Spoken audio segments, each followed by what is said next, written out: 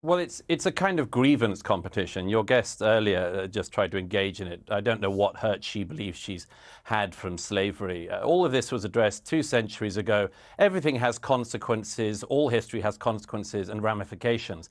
But, if we were to play this fairly, we would at least look at all of the countries around the world that engaged in the slave trade who are simply not interested in any form of reparations. The Ottoman Empire, all the Arab countries who not just traded far more slaves than across the Atlantic, but castrated all the men so that there wouldn't be any more African slaves after them. They worked them to the bone. I see no interest across Africa in paying reparations for selling their brother and sister Africans into slavery or for working them to the bone to the present day. There is slavery across Africa today. In fact, there are more slaves in the world today than there were at the height of the transatlantic slave trade.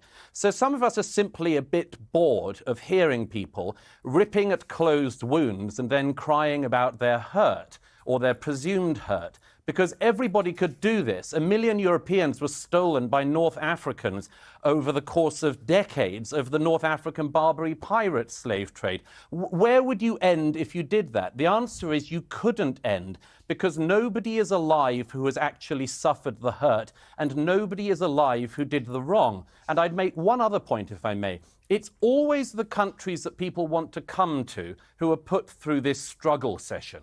Britain, like America and France, are the most desired destinations for migrants worldwide and have been for centuries. Why is that? It's not because we're racist, it's because we're better. It's because we're good. It's because when we see racism, we actually call it out and recognize it as a sin. Try finding that across Africa. Try finding that across the Middle East or in China. Nobody would hear. So what we have is a situation where the more virtuous countries are presented as the worst countries. It's sick, and most of us are tired of it.